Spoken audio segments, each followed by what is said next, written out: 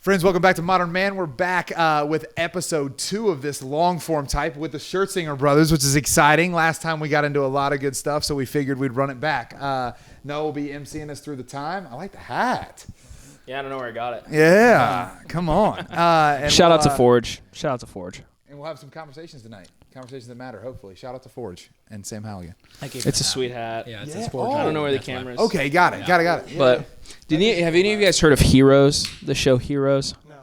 It was like it was an old NBC show, and the show like that? title, like the show design title, whatever, looks like this. Oh, fun. But anyways.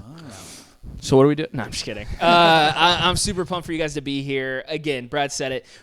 I think that night I was like, I'm prepared to go 7 hours when we talked last time. And so I'm excited to do a part 2. One of the things we didn't really get into was your conversion, which I'm super excited to talk about. So first and foremost, I think I want us to I actually want us to start with just truthfully what's going on in your lives, what you're most excited about right now, and then we can jump a little bit more into your story and how we're talking about your conversion and all of those amazing things. So let's jump first and foremost into just what you guys are working on, what you're most excited about right now, and in 3 hours we'll talk about your conversion. Sounds good. Yeah.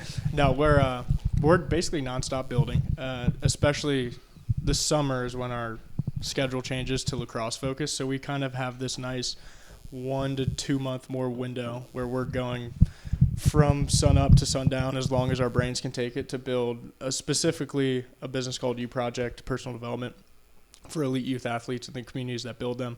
It's a beautiful platform that had a breakthrough probably 3 to 4 days ago, where, not to go into this AI spiel, but this massive AI lab, Anthropic, released their agent SDK. And what I thought was going to be a 2027 like agent infusion, where it was be an intelligent platform, have a specifically trained agent in a bunch of kind of knowledge areas that would have agency in the app. So it would help people walk through things and populate the app, but also just have a very specific knowledge base and personal development, high performance, nutrition, tons of training knowledge. We were able to pull that off this week because they announced it. So it now has like a really cool AI layer, and I think super important to teach kids how to use what I call strategic intelligence. I don't like AI because I think it's going to be a boogeyman. It's going to be have a negative connotation probably in like 2 to 3 months in the total conversation. And it's not a chatbot, it's not a friend, it's genuine strategic intelligence that you're seeing like some sort of pain point in your life, and you're intentionally, like almost in a monastic like pursuit, scientific pursuit, re-engineering a strategy. That's why platform and intelligence and platform goes together. It's an organization for intelligence. Everything has to get pinned down back into like a personal practice, a strategy, something you're trying, some sort of action that you're bringing into life. So we have that, and then Sanctus. I think you might have linked us up with John Mullen. Shout out to him. Yeah. Man, that's going to be a God moment, and I'm sure he loved together. You guys. Yeah. Amazing conversation. We're going to get him on here as well. He drove down on Good Friday. Yeah. For coffee. We talked for 4 hours. He drove straight back to Columbus. Yeah. I thought he had like an appointment appointment or something in Cincinnati. No, that's he showed up to our house. Sure. Yeah. We talked for 4 hours. He left, and again, eventually you look back and you're like, so many things happen so perfectly, I'm never going to doubt again. And those were another one of those moments like, we're not doubting. Our hand's not on the wheel at all. But I would just got to get out a little bit. But like God's letting us think because even our other project is Sanctus Health and Performance. We're going to make the first of its kind Christian wellness wearable that establishes prayer as a restorative practice, brings together 24/7 bowel monitoring with like touch therapy for stress, re-guides like contemplative prayer, and then mental reorientation throughout the day, weave prayer throughout your entire day. Well, the problem there obviously is the hardware side. Like we have no experience in hardware. Yeah, we've coded a beautiful app. Yeah. Well, like software which is great for business people, entrepreneurs like us, anybody who has a creative bug. Software will never ever be the problem again in your entire life. Shout out Claude Code. Yeah, Claude's unreal, but the nice thing is there's $1 trillion companies that are Codex is competing. Yeah, everybody's still competing. So no loyalty to the platform. We're going to the best tool. And so right now, obviously, we're there. But specifically with John, when he came down, I was like, I don't want to know his background. I don't want this conversation to be like any sort of manipulative. Like, I don't want to try to extract. I want this genuinely to be like a great conversation. And it was. And then the last like 10, 15 minutes, figure out his engineering background. We kind of hop into like the office, show him what we've done, showed him how we've wasted like $70,000 on a design team. He's like, bro, I could have saved you so much money and so much time. Like, this was my background. I've got friends in this place. And so, yeah, we'll have conversations this upcoming week. And he's got friends that hopefully we can like moon night it, like nights and weekends, and get some sort of serious, genuine like prototype V1, B2 roadmap, and like start to push, because hardware is the bottleneck, but also think that's now like the differentiator. Meaning if you can genuinely build a beautiful, good product, you're gonna be able to impact people for a real long time, be in the market. Because again, like we're seeing content's gonna have to be genuinely good. The stories gonna have to be compelling. You're gonna have to be sincere. All of those things have to be real, but those are no longer the bottleneck. Like producing carousel swipes with writing is like, dude, you could make 1,000 Instagram accounts and produce 1,000 posts a day. That's not the bottleneck. What the bottleneck is being genuinely great and being sincere. Like there's this great question I love, which is you should never ask, will I be loved and accepted? Only, am I real? Like, is this real? That's like the question and the North Star that is guiding really all of our businesses. Like all we care about is this world class? Is this 10 out of 10? Is this gonna, when someone interacts with it, will it alter the trajectory of their life? Like that's where I kind of file myself mentally, is in the life trajectory space. Most people live on autopilot, stuck in past patterns, on a predictable trajectory, and you want to be someone that when they encounter you, when they encounter your business, when they encounter what you do, that it knocks them off their predictable trajectory, and all of a sudden something new opens up for them. And I think it's only obviously the Holy Spirit that can do that. Like an encounter with something truly divine and transcendent, and it has to be real. And so, like Henry said, that John conversation, I think you linked him with us, or you might have told us about him, how the timing works out. You're like, man, this pursuit that could be selfish, it never is, because you're like, God's hand is on this. All I have to do And then we had the Easter Vigil the day after. Yeah, Easter was that was our first vigil we've ever been to. I'm still like processing all of that, but the night and how St. Gertrude does it, I left the next day and was with family, and I said, you see, if you are not all in, fully doing something, and you're just like picking your couple things you're going to do, you're basically just playing church. Like you're not actually the full church. You're not doing it all the way. And St. Gertrude is so all in on the mass and the beauty and the like. It was unbelievable. Easter was great. We left, and Harrison and I were like, our whole year now just leads up to the vigil. Like I love that. Our whole year now is preparing for the vigil. And people were like, man, you guys, because we brought 4 people into the church this year, not counting. Come on. Like, it's not a metric but it is a metric that we don't count we're confirmed going to kills. track. And Compound. We're like, next year, we're like, all right, 60. We're getting, it's not 60, but I'm saying 10 would be good. 10 would be good. Because there's a point in which, like Henry was saying, when we finish the vigil, you're like, this is such a worthy mission to get people to encounter this, to walk with them the whole time, like from Christmas to Easter. I mean, the people we brought in, it was a blessing that they've lived in town, and they went to Mass with us every Wednesday, Friday, and Sunday before they were entered into the church. So they were really, they understood the liturgy and they understood Catholicism, but just like what we were saying with the life trajectory, there's nothing that will do that more than the church. To understand like the sacramental nature of salvation, and I'm not an expert at this, so I'm not even this is way above my pay grade, but like how the Protestants basically came out of the Enlightenment worldview, and how like almost untenable that is when you get down to how that makes you conceive the world and your relationship to the world, and it puts you as an independent, autonomous, isolated, subjective like mind. And you're like, that's the more you learn about the church, the more it heals you at a very deep level, centers like you in a community that's real, allows you to like story. Yeah, allows you to account interact with the real, really real. And I mean, it's so infinitely deep that every step we take, I realize how little I know, how much I appreciate it, how much I love it, how much I like need to continually go to confession. I mean, I will admit, my confession on Wednesday of Holy Week, I hadn't gone to confession for like a year. But I go and I got into the pew and was like the most emotional experience of like, I just felt you're back, bro. Like this how the enemy will nonstop try to separate you from the forgiveness and love that we're all meant for. But long-winded answer, but hopefully that. I'm so curious so those 4 people that came into church, obviously without giving too much details away, like who are they? How did you meet them? How did you get them to come to mass 3 times with you throughout a week for a year before? Because I'm thinking of like a conversation we had recently where it's like the mass is not evangelization. I'm kind of curious about how you actually like evangelize through the mass, like getting people to come to mass. Yeah, and Henry and I are probably, you'll answer this in a second, but I would say we're the most non-evangelist people, I think, because I'm like, I know if I look in the mirror, I don't share the gospel often. I'm not that big, like, can I tell you about Jesus? Genuinely, not at all. Yeah. I think the 4 people, and they're very different, meaning 2 of our players, these girls that we've coached since 6th grade. We've been walking with them for a very long time. It was almost like we had to start with our first. Yeah. Like we had to get the OGs in. Yep. And now it's everyone else. Our 2 others were college friends. Like the one was our roommate. The other was a friend from high school that we've known for a very long time.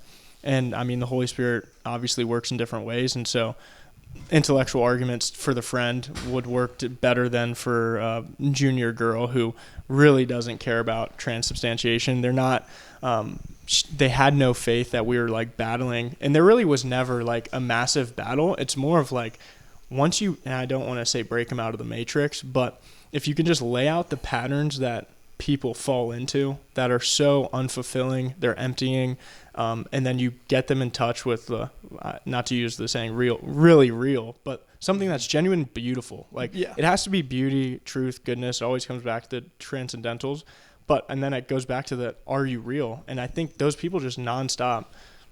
There's this saying that you want to be respected the most by the people who know you the most. Like most people, when you get close to them, you realize, man, they kind of put on a show. They're pretty unimpressive. Yeah, when people get around us, and I told that to John, I'm like, there might be myths around us at times, but actually if you woke up with us and if you stayed a week with us, you'd be like, nah, these dudes are, like, genuinely, when I wake up, there's nothing I'm not doing that's oriented towards the highest ideal, the best I can conceive of. I'm not meticulously going to my journal, like, not good enough, this needs to be adjusted, let's try this tomorrow. But like it's a ridiculous, like, nonstop orientation. And then the church, it always points back to that. I'm not saying it's me, and so we get to share it with people. And our encounter, which I know our conversion story, we tell that to someone, and that's usually gets them. Like, because I definitely am armed with a good amount of like Eucharistic material or Eucharistic miracles material. I know a good amount of saint stories, stigmatas, the Shroud of Turin. Like, if you sit down with someone and really get to we can play ball for a while. Yeah, if you get to lay it out for them. Got some arrows in the quiver. Yeah, because we say, like, hey, we're not cradle Catholics. I've been where you are. I know where this road leads. It only leads to Rome. I can walk you down like a lot of touch points. I can walk you down where this splits and splinters and how to turn you back or really how to just like keep you going. And then just pray, nonstop pray. Like, get the rosary in people's hands. And then there's always it like we've said, it can't be manipulative. It also can't be like instrumental in a sense that I'm doing it. There were so many moments where you're like, the Holy Spirit has this, Mary has this. I'll say this one story super quick. So we were at Monday meeting. Her name's Piper, and after the meeting, I'm like, hey, I think I have a saint that would be like really good for you. It just came to my mind. I'll text it to you after. It was Saint Catherine of Siena, and it was like the famous quote, not the glory of God as a human being fully alive, but it might be something along those lines. But it was, you'll set the world on fire. Yeah, that's what it is. Boom. Yeah. So it's had something to do with fire, and Piper's like all fire. Like, this girl is all fire. And her mom didn't know I said that, but the next day her mom got her a card with the St. Catherine of Siena quote, you'll set the world on fire. I didn't say it in the mic. I should probably say, be who God meant you to be, and you'll set the world on fire. Exactly. And so that's one of those moments where I say that her mom gets a random card. Now, okay, someone could like be like, well, she's fired. The mom knows. But the point is that happens, and she's like, well, I think you just picked what the world calls thing. serendipity, we call divine intervention. Exactly. Yeah, and that's beautiful. And so there's many of those moments, and it was a blessing for us because we got to almost re-experience confirmation. I mean, our confirmation was so backdoor, it was crazy. It was awesome. It was beautiful, but it was just Henrietta, priest, and Johnny. Awesome guy, incredible man. And it was at like 12:10 at night. Like, it might have been like 11:30. Church, no lights on. Different kind of vigil. Different kind of vigil. Yes. Yeah. So It's the cool thing was too, there were 2 of our 8th grade players were there that really look up to these 2 juniors, and they'd never been to a Catholic mass before, and their first one was the vigil. Oh, wow. So imagine the lights go off, all the candles come in, and we've got Father Reggie start singing the Exultant, the best you've ever heard. I'll never forget it. I'll never forget it. So emotional. I literally just tears flowing down my face because I love the Exultant. I mean, every word of it I think is so beautiful. And he is singing it to like how I have it in my imagination. Yeah. And it was incredible. And I think to go down the conversation of how we do it, it's like you get familiar with someone, you watch someone, you know them deeply, you invite them into something you know they'd enjoy. Like that's the path. Mm-hmm. I know you. I know what you're seeking. Here it is, right here. Like you want structure, you want beauty, you want something that can't be explained. And I go back to all the time, how else can I explain the power of the Eucharist other than look what it's done to my life? Mm-hmm. Going to Mass I went to Mass probably 100, 200 times, daily Mass, 15 people in the room before becoming Catholic. And there's a point where you're just like watching the consecration and then it just hits you. You're like, it's so real. It has to be real. Mm-hmm. It has to be real. And that's what comes through repetition, but also like a sincere pursuit. And it's an unbelievable thing to invite someone into because you're like, you haven't even got the gift yet. You haven't even gotten the full gift yet, but it's an incredible thing to give someone. Yeah, well, and when you've chosen it by design and not by default, I think another thing is that like all the questions that would typically come that would be pressing you on, yeah, but haven't you just kind of conceded there? It's like, no. I've been thinking that through as much as you're thinking it through. and I really feel like I found the well.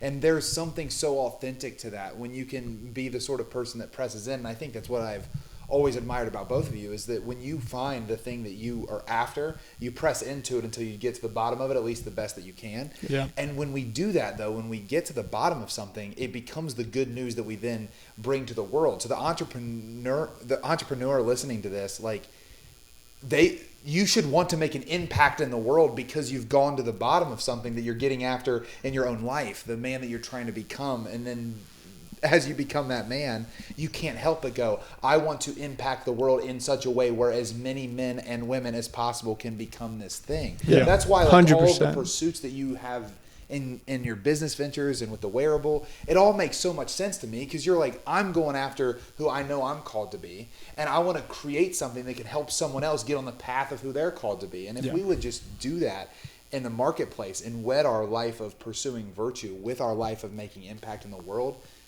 we would be living in the fullness of what we're called to. That's 100%. Where that universal call to holiness meets the universal call to mission, that me being filled, man can't find himself except through a sincere gift of himself, but he can't make a gift of himself unless he knows himself and masters himself over time, right? This self, like when we become aware, so self-awareness becomes self-acceptance, becomes self-possession, which becomes self-gift, right? That I'm aware of who I am. Lord, I know my limitations. I know my strengths. Okay, now I'm going to accept that. I accept right where I'm at. You have mercy on some, judgment on other. I go to confession. I get back in it. Okay, now I'm going to possess that. I want to possess it fully. Discipline, virtue. Give it out in self-gift. Okay, make me aware again, Lord. Where am I at now? Okay, help me accept that. Help me now possess that. Help me pour that out in gift. And then on and on and on. If we can live our life, it becomes a harmony like the Exalted that preaches to the world that something's different. That's why our religious wear habits, right? Because they're evidence that God is real. Yeah, I love that. You don't make sense. Like the habit is just heaven is real, but we should be seeing that in lay men too. Yeah. Yes. Your Yeah. life doesn't make sense if heaven's not real. Your life, like, why are you doing anything you're doing? Well, because Jesus is real. Yeah. And that really matters. And I really believe that what I believe is really real. That's one Yeah. of the first questions that like captured my heart from the Lord is, do you really believe that what you believe is really real? Because if you get that fire can't be quenched. No. You're after it. So go there. So what? I mean, we talked about a lot of your story last time, but play it out for us, play by play. Yeah. What happened? I'll say my crazy story, because if we had like 100 more conversations, we would easily be able to never touch on the same thing. Like, I think I've read a lot. I've forgotten more than I've read, but there's so many fun ways in which if you're genuinely like in pursuit of something, like you're saying, it never ends. Like the Lord will just lead you to the next thing. I'm gonna say the story. But one thing I would say to anybody listening to this, the 80-20 rule is an incredible thing to apply to knowledge base, not like knowledge structures, any sort of skill. Like you can gain a pretty good grasp, not an expert grasp. Like there are people in labs, there's experts for a reason. But if you know you're not that expert, you're like, I will be the dude who carries the torch, embodies it in my life, and carries the message forward. That's what I've always seen, and that's what I initially thought in college, which was I'm not the guy in the lab, but I will be the guy to read what the lab broke, and I will put it in my life and be a spokesman for them. Like that's same thing with a philosopher, a theologian, a saint. Like we need more people to go into a library and bring out what is in there to make sure it doesn't die. And you'll then eventually write your own story. Incarnate the story. And you don't, it's the 80-20 rule. Like all you need is 20% of your time and you will get 80% of the material. You don't need the footnotes. Like I've been starting to dive into footnotes, but there's no utility there. Like, and at the end of the day, we have to live. But here's the story, which is, it was a miracle for me, for sure. Which is when we were like classic Methodist, then we were megachurch Bible Belt people from North Carolina, because we went to college at Carolina, and during COVID that definitely fell away because we started reading and again there's something that's like if you walk through Nietzsche, there's something untenable about the Protestant position eventually gets broken down. There's some points in which we were pretty into the New Age, into the Buddhist, into the Hindu space in college. And I'm like, dude, these arguments are ridiculous. Like there's no just believe in the Bible that's going to be able to turn I've read this, I've heard this is well documented. There's real spiritual power here. I'm not saying the theology's right, but like you can't say that this Buddhist, Hinduist, like these yogic teachings are a complete lie. Like that's where we kind of got. And then we got bridged back. Thomas Merton kind of brought me home. G.K. Chesterton foiled a lot of my... 7-Story Mountain? Yeah. Thoughts in Solitude? It was honestly, there's this book called The Asia Journals by Thomas Merton. And he basically said... Is that when he went, like after he kind of went? Yeah, he went over to Asia. Because I had to find someone who at least respected the monastic life of the East. Like the mystics of the East have to be... You can't brush them aside. And that was before I encountered Thomas Aquinas. That was before I encountered like G.K. Chesterton. Obviously, I love them. But like I needed someone to bridge me back and show that like Christianity, Western Christianity, is not just a blip on the radar. Like we have respect for the mystics. He did that. Point is, I was pretty like equipped with a good amount of arguments, and we came to Damascus. We went to the outpouring. We encountered like the different kind of energy that was there. Originally, and Henry will probably attest to this, you're like, is this like a drink of the Kool-Aid kind of energy that might not be real? That's like a little bit detached from reality. And because Henry, we went away, we were like, bro, must be nice. I mean, I was like, they were just living in the middle of nowhere. Like, I'd be pretty happy too. I'm stressed about some things. We're like, they don't have to be in the film room at 6 a.m. Like, this shit is we're sleeping in. Yeah, and well, point is, we come Duke tomorrow night. Of course they're happy. Yeah, we come back to the outpouring, and this was also too though. We had a buddy and a really great friend, incredible guy. I might have said this last time, but he was a wrestler. He was top in the business school, top in the Mac program, had a full ride to get a PhD at Oxford, had a job at Goldman Sachs, turned it all down to become a priest. And I was like, you gotta come over. And I gotta hear more about this because I have 600 books. We have 600 books at our house. You have 800. And he prayed the rosary at the time for 1,350 days straight. And I was like, you felt that. Like you felt it in the way. It was so spiritual. I mean, it was so real. And so he would come over and handle every single one of my objections with such grace. And so to fast track this, we go to Empower. And I basically go up to every single missionary. And I'm like, hey, I don't really care where I worship. Like, I have no skin in this game. I just want to know where the truth is. Like, I want to know what building has the truth, obviously. It started, a word gets around that we're not Catholic at a pretty Catholic place. And so I got to basically go on walks with all of these missionaries. Dominic Rodriguez, like, great one. Nick Jung, amazing. Johnny, I forget this one guy's name, but it was Sam, maybe. Samuel Jones. Yeah. Samuel Jones. The barbecue. I mean, these are all Archdiocese of Cincinnati people. This is interesting. Yeah. Interesting. And Rodriguez, this was like the first night. He goes, the thing you need to understand about the sacraments, it's like it's God's love coming through a magnifying glass. That, like, the sun is always beating down on the earth, but you put a magnifying glass on something, it'll cook it. Like, it is a real concentrated laser-like form of God's love. I'm like, okay, interesting. I haven't heard that one. And I will test that analogy.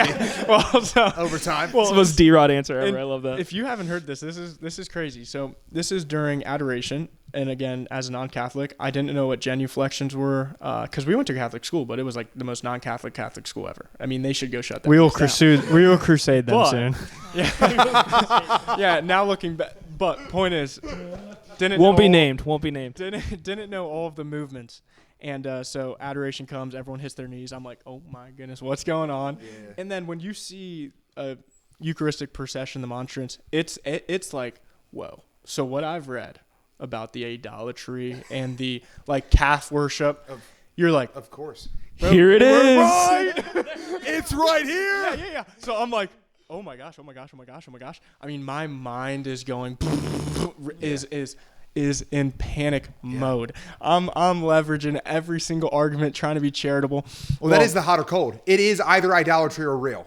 So stop playing the in-between. It's got to be one. There it is. Yep. And I've leveraged that. I've said that argument to some Protestant ex-girlfriends, and that ends the relationship. But it's good. It's like, don't placate me. Just tell me I'm ain't on the fence here. Tell me I'm an idolater. I'm an idolater, or this is true. Yeah. Okay, so point is, we figure out it's true. But so that's that. Adoration is occurring, and Seth goes, if you want to get into, if you want to get your hands, if you want to be in a prayer, if you want to get prayed on, get in line. And that was like the big thing that Jimmy Steins and the people were like, hey, you just got to get prayed on. Like, make sure you bring all of what you need prayed for to them, and your wrestlings and all of that. And so I'm like, all right, I got to get in the prayer line. And as you know, of course, Damascus is laid out. It's real long. The line is snaking back there. So it kind of up the wall, then it goes across the back, then it goes a little bit past the cafeteria, and then it goes into where everyone's getting prayed on. And so I'm in the part where it's crossing the midline. And the girl to the right of me, she bows, steps over. But I didn't see anybody stand right down the middle. And so I go, all right, I'm bowing, and I'm looking up, and I'm staring right down the middle at the monstrance. Like, nobody's doing it, but I feel like I was like, I got to just stare right down at the monstrance. So I bow, look up, burning sensation right here on my forehead. I kind of move around. It moves a little bit. I step over. It stops. I step back. It goes again, and I just start, boom, crying. And I, like, initially had the thought that came to my mind was, I will burn down anything to get to you.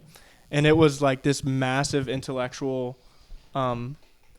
pursuit that turned really, really, like, physical in a moment. And what was equally crazy, because I'm crying, and I'm like, I mean, this was, I had no words. But I get to I think the calf's speaking to me. Exactly. They've got a laser in there. Well, so I get to the point where I'm about to get pointed to the prayer circle. And there was, and I always forget the Ignatian. I think they're Ignatian monks. Servants of Christ Jesus. Servants of Christ, dude, badass dudes. Yeah. And like, whole time, they are spiritual seals. And so the whole time I'm like watching them. The whole weekend I'm watching them like eat pasta with no sauce. Yeah, like an extraterrestrial animal. I'm just observing them. So I'm like, these dudes are hard dudes, and I love it and I respect it. Well, point is, I'm about to get pointed just to a line of missionaries, which I had no qualms with. Like, I didn't know they were even in the prayer circle. Well, the main dude, he comes walking through, like, parting the seats. He's like, no, you, me. And I'm like, what? And so I walk over, and it's like I'm surrounded by the SEALs. Like, dude, there's 8 of them. Yeah. And they're like, brother, what can we pray for? And I was like, guys, the craziest thing just happened. And what I was going to ask for you to pray for, I no longer need prayed for, you know? And so then they walked me through like a great Ignatian prayer that I definitely wasn't ready for. But the point was, after that was the night where I told one person, then I told another person. I ended up telling like 50. I maybe told the story like 70 times. Yeah. It started to emotionally dawn on me. But the next day I got to record it for one of the Damascus, like with the Damascus people. Mm-hmm. They're like, hey, try to get up on the stage, but everyone's going to be super zealous. You're not going to be able to get on the stage probably. After, though, let's just get this encounter on film. And when I was saying it, I said it like probably 70 times that night. And it got to a point where I was just like basically reading off a script. But I got choked up so hard, started sobbing at the point where I was going to say, I'll burn down anything to get to you. I started sobbing so hard, and I was like, that felt like the Lord saying, never, ever doubt this. Like this, it was real. Never doubt it. Because, you know, if I didn't have that emotional moment, I might have looked back and be like, man, I mean, sometimes like when I'm reading, my head hurts a little bit. And was it something I was just super focused on? You know, I maybe would have just let my rational mind just rip it to shreds. But I had just 2 super emotional. Two really emotional moments. And the second one was like, it was so like whoom, just started sobbing. You couldn't even finish the story. I couldn't even finish the story. It was unbelievable. And so that is when I share it with people, usually they're like, man, how lucky are you to have such a what felt to be, I mean, felt miraculous. They're like, well, I didn't have that. I don't feel that. And it's like I have no else to say besides like, yeah, I'm so blessed that the only thing I can do is continue to pursue as hard as I can. Like that is, again, like this burden of gratitude that all of us feel where you're like, dude, I'm so blessed. Like it's ridiculous how blessed I am. So to not empty the tank, I don't see any other option. Like I deserve is non-existence. Yeah. The only thing I deserve is every day I smash the pedal as hard as I can. Mm-hmm. Only thing I can do. Yeah. And so, yeah, that was the crazy story that Damascus ushered in, and of course I'm grateful for. And I've had some more just ridiculous moments at Damascus in the prayer circle, and that have been like touchstones in my. I'll share one more, which this was like another great spiritual moment at Damascus, and this was the next winter we came back, and this was like our last college season. And I was at Empower. I was driving. Yeah, this was crazy. I don't think you've ever even shared this. No, I've never shared this before public. I was driving back and forth from Empower to go home, to wake up, go to the gym at like 5, go to the field, train, and then come back up to Empower because I was like, I have to train. This is my last college season. I have to go as hard as I can. Can't take a break. Like I've got to just again empty the tank. But I get into the prayer line, and this is just with the true Damascus missionaries, and they're like, what can we pray for? And I'm like, look, I'm trying so hard. I am exhausted. Like I am so empty. He would leave Empower at like 11. Maybe later. Maybe I would drive 11. through the snow. Yeah, and then he would get back. You were getting to our facility. You guys are psychopaths. He was getting to the barn, our facility, at like 4 a.m. Yeah, I would go to the gym at 4. I would be shooting lift, and then I'd go by himself shoot, in the freezing cold winter, and then be back. I'm like, why are you doing this? But I didn't do it. I was there the whole time. No, I was gripping it so hard. But the point, this is how the story ends, which is another just crazy moment where they had some really, not like prophetic things, but they said some really moving things. But what I remember the most is the girl goes like, get him a chair. The father says let him rest. I'm butchering the beauty of what she said, but this chair slides under me and I collapse and just start like sobbing, crying, because it was and then they obviously like the prayer continued, but it was the craziest. Like they've read my soul back to me of how little faith I had in the plans for me, and how much it was like I had to control everything. I had to work as hard as I could. I had to it was ridiculous what I was doing. It was not smart at all. But that moment of prayer and how genuine, like, you can read all the arguments, but once you encounter spiritual gifts and you encounter the Spirit, nothing beats that. You're like, man, I've wasted a lot of time in books. You're like, no, I haven't. I mean, it also makes sense, though, because you're so allergic to self-preservation that your natural shadow is going to be self-reliance. I mean, like, because when you're allergic to one, your shadow becomes the other. Like, you see so many people that become allergic to self-reliance for whatever reason, and they become self-preserving. When you have an allergy to self-preservation, it's going to be self-reliance. So learning how to, like, integrate that shadow, like, I actually want to be self-possessed. I want to hit the gas, and I want to be totally dependent on him while I do it. That's the balance. That's awesome. So I'm so curious because we are in a Damascus gets railed on for its emotionalism. Yeah. And I think you guys are the most opposite of that reality ever. You guys are like completely ignore your emotion. No, They're not sorry. they're not But you get what I mean? emotivists. No, I would but say you're I'm like you're like super- whatever your emotion is, wake up in the morning. Whatever your emotion is, hit the weight room. Whatever your emotion. So why? So tell me why. I'm so curious, just because it's honestly we've been getting so much. Like Brad and I oversee a lot of our outside stuff. We spend most of our time hearing what people have to say about us. Yeah. And we've just been getting whacked, honestly, by a lot of different people who know the spiritual life maybe better than we do in knowledge. And there's a lot of pushback right now about the emotionalism that we cause. Yeah. And it's had me thinking a lot. Like, are we too emotional? Are we providing just an emotional experience? But then I have like my younger brother who hasn't missed a day of prayer in 5 years because he had an emotional experience. Yeah. And so I just want to hear what you guys what your guys' thoughts are on this emotionalism. Because I think what a lot of people tell us is like you're just taking people, you're making them extremely tired, giving them kind of like slow food that would make them slow, and then you are kind of just you're playing music and you're doing like Tony Robbins seminar for Catholic encounter. Exactly. Yeah, getting them to jump up and down and that's a really fair levied argument. And I think rapture, like there's a concept that a vision has to be like a vision and rapture, like an encounter with beauty has to get turned into like a fidelity, a very faithful following. That I almost goes through the valley. You can answer this. I mean, I could definitely. I almost have the take of you have to be emotional to the point where the emotion. We're very emotional. I think Harrison and I are two of the most emotional people you'll be. I can cry on the top I dislike fake emotion. Yeah, I like so many things make me cry always. Deeply, deeply emotional. I think emotion is dangerous when you don't know why you're being emotional. Like I would say a lot. I think like hysterical. I think the church is so important. I think the faith is necessary for the salvation of the world. Not because I only know the church, but because I know the enemy and like how real nihilism is, how real evil is, how demonic there are people out there. And I'm like so emotional for everything because it's like I'm as equally aware of the gift and the grace and the blessings as I am of like how horrible life can be for people. Like things can slide downhill fast. Yeah, things can go Life bad. can go off the rails fast. Harrison and I tell all of our players every single day, you're walking on a knife's edge. You fall off on one side, you're getting cut. Like you have to be so paranoid that this thing is going well and intelligent and intentional.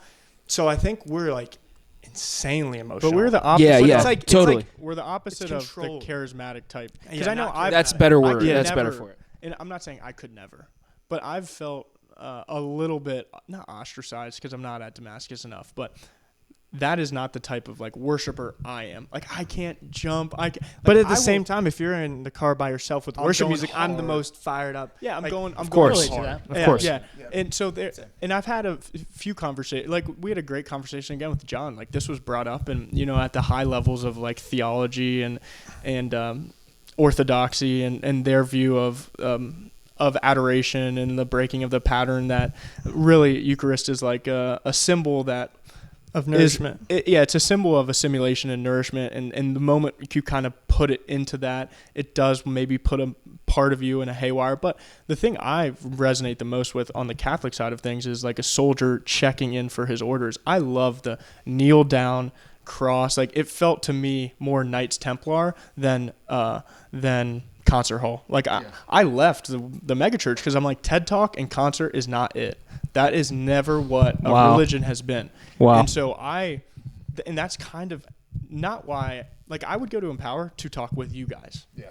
I wouldn't go to Empower to hear a speaker. Sure. I don't care. I'll listen to a podcast, a YouTube talk, read a book. Like there's no new information that we need that I think a guy needs. Like you can't be empowered nonstop. Like eventually receive your orders and go. Yeah. And don't return until you're reuniting with like your brothers, right? Like that. And I think the word that I've basically brought to John Mullen the most, because he has the arena, and it's like, dude, we need to overemphasize competency. People need to be competent. Sure. They need to have genuine skills. That's all it is. Like once you get your competent and responsibility. Yeah. Once you get your call, meaning what, and this is what I love is something has to appeal to you. Like you need a call. It's like your senses get brought to what's ultimate. And once you have that, you're not looking for that again. You're looking for the follow through. Like, and it's nonstop follow through. And every step, like you said on the do it, because I did post the other day, zero motivation, do it with zero motivation. But even on those days, like I have such an emotional internal wrestling match that's going on in my head. Like there's never time I'm stoically placid. And if I am, I actually withdraw and I'll go into prayer. Like that'll be the day where I'll be like, what am I not sold on? What vision am I not clear on? What kind of lack of, like what internal disbelief am I wrestling with right now? And I've said maybe to myself more than to other people, where it's like when you have what I feel to be our call visions, the businesses that we're bringing into the world, things that I genuinely want to see, like how ignorant and naive would I be to not think that my heart will be a place of like warring principalities. Like I feel genuinely at times like super empty, want to throw it all away. This sucks. Like as lonely as you possibly, and I'm like, man, I just need to walk over to them. I need to walk over to the chapel and I need to re-get my assignment. Like I need to kneel back down and I need to sit and I need to get silent. And it's like, that would be my not argument or rebuttal, or like to charitably hear the argument for the other side of, well, you guys just pump people up. It's a tough argument to fight back against, because it's everywhere. It's like, you know how to get people's physiology going and get them feeling a certain way and sharing emotional stories. And like, so too does the liturgy though. For Why sure. do we have the candles at the Easter Vigil in darkness? And why do we then come out it's of it? all beautiful. It's because beauty Sensory. evokes emotion. Yeah, Like, what we are we need all of our talking about? senses. What's the most beautiful thing you've ever been a part of? Like, were Yeah. you emotional about it? And if you weren't, you're an insane person. I agree. So I understand that we shouldn't manipulate emotion unto our own ends that desire some particular outcome Yeah. that we're bringing or something like that. But you're the match. The idea to veil something so that emotion would actually be boxed out from it seems antithetical. It's emotional. To humanity. Well, I heard That's this. not human. No. It's not human. And if God wanted to make me pure spirit report, I do think there is something that like is in hearing all this and kind of being someone who's been in it Yeah. super deeply, and then someone who's like backed away over the last couple of months. Because for those of you who don't know, but I moved to Iowa, moved away from Damascus, but it's like, are there things that those naysayers are saying that are wrong? Absolutely. Are there things that they're saying that are right? Absolutely. 100%. Yes. And so I think to be able to understand that from a really like sober perspective is helpful, because Of course.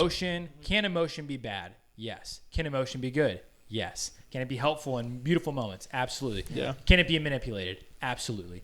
Of course. I think I have seen both, right? I have, and I think it's very important to understand the rule of emotion and the maturity of a person, right? So like when people are super impressionable and the maturity is not there yet, I can understand the cause for concern. Yeah. When it's like you can't actually articulate what you think because you're just enraptured in how you feel, Yeah. right? And so it's just all you're telling me is how you feel, and that's not indicative of any good way of living, Yeah. right? So I think that's just to kind of cut it down the middle. Yeah. I think there's evidence on both, and I think there's probably absolute room where both sides. Yeah. Totally. Can I make the parallel point? Sure. I think you could say that exact thing about reason, though. So can reason be used for the good? Of course. Yeah. Could it be detrimental? Of course. Yeah. Have you ever tried to reason your way through the Trinity? Good luck. Because faith is on the far side of reason. Yeah. So in the same way that if you make emotion king, I would completely agree. Yeah. There's a way by which that could be used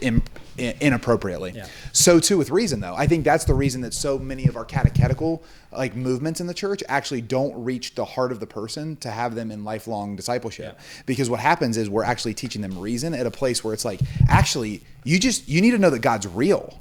Like I'm teaching you a profound reality that your mind's not even ready for, because no mind has ever actually conceived the fullness of what I'm trying to tell you. So instead, it actually would be better for me to welcome you into a relationship where he can teach you over time. So I think the only reason I push back, we all have so many conversations around this, I'm sure, and not to make it just about Damascus either. I think it's just in general, I tend to not like when something is stated that could be used in the exact same way towards the thing. Of course. You prefer. So it's like, I prefer reason, so I'm going to make this argument about emotion. It's like, no, I can literally take the exact argument you're making and put it back towards you, and then we're in the same place we started.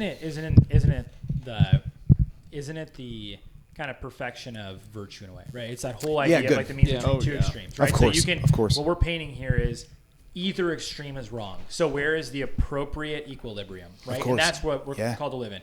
And I think to your point, Brad, in levels of maturity, emotions are felt stronger. I have a 3-year-old right now who is feeling his emotions very strongly. Yeah. Every word out of his mouth is no. Yeah. He's not sinning. Like that's not sin. That's not a lack of discipline. That is appropriate behavior for a 3-year-old. Like that he is acting his age, right?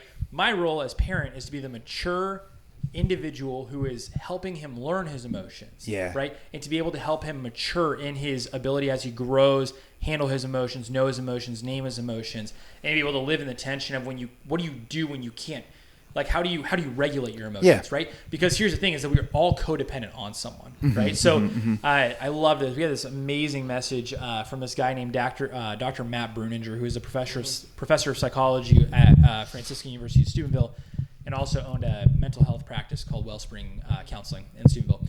And he was talking about this reality of children, but also adults, of codependence, that if we don't learn codependence of regulating our emotions early on, that's where irascible behavior stems. When people are like, you look at someone, like I was looking at a man earlier this week that I was having a one-on-one with him. I'm like, you are psycho. Like you are just like there's like, has anyone ever disciplined you before? Because it's just all over the place, right? But the ability to be able to not just discipline, but actually create connection. Connection is the most important thing, right? So when you can look at a 3-year-old and connect with him, it creates agency later on, right? So to be able to look at every person's life and to say, okay, what stage of my life am I in? I need connection in some way, whether it's connection with the Lord, whether it's connection with a brother, whether it's connection for me a lot of times with my spouse, to be able to talk through and have someone co-regulate me. So that way I can live in greater agency in my life. I think that's what's missing a lot of times is just this, it's truly just maturity, and maturity is grown. It's a skill, right? To what we talked about earlier. It's a skill that's developed. Yeah, I completely agree. Yeah.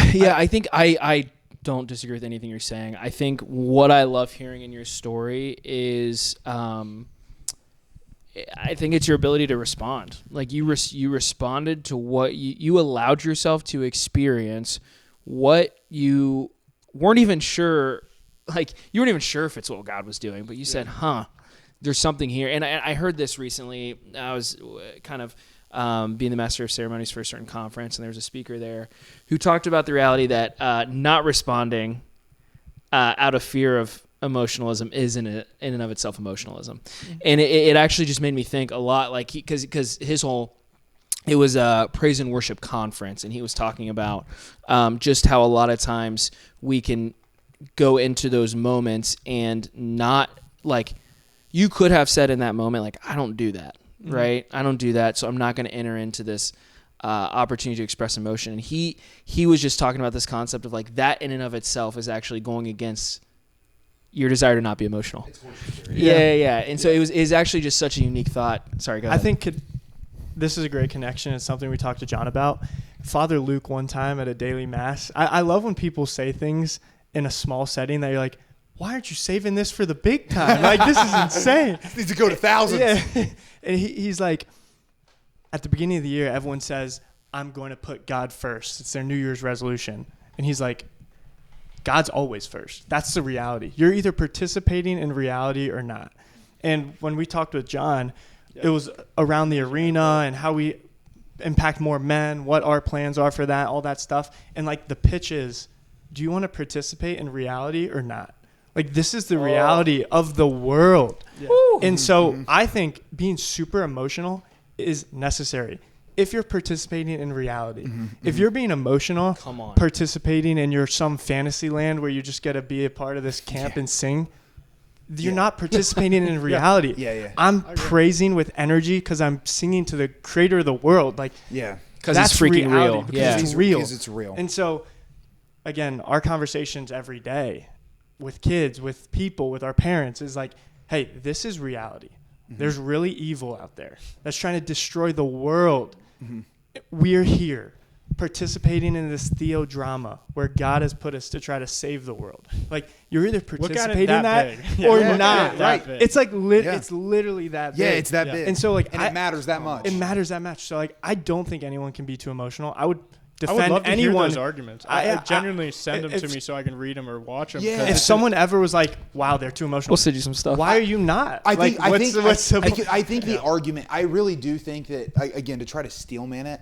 I think it does come from this place of your emotions because of them being evoked by certain circumstances might not be as trustworthy as you might be trusting in them fair enough. Right now. But the answer to that would be fair enough. Yeah. The question then becomes, do I refrain from feeling them in fear that I might be manipulated by them, or do I allow myself to feel them and then bring them to the one who instructs them in the first place? Like I would completely agree that if our emotions are dictators, we're wrong. Like right when I get angry, if I just do the next thing on my mind, mistake. But if I feel it, it indicates to me something's off. Yeah. And then I can check, is this just anger? Like, am I after something right now? Or is this me being selfish or lazy or whatever the plethora of vices that are in my life could be? And then once I get that, then I can respond. Well, that's one of the things that when we were starting Modern Man, I was so excited about, because we say rediscover, redeem, respond, that we should rediscover the parts of masculinity that have been lost. Because there have been parts that have lost, and we got to get it back. Sure. We need to redeem the parts of masculinity that are still here, but not in the way they could be. And man, we should be after that, right? Good to great.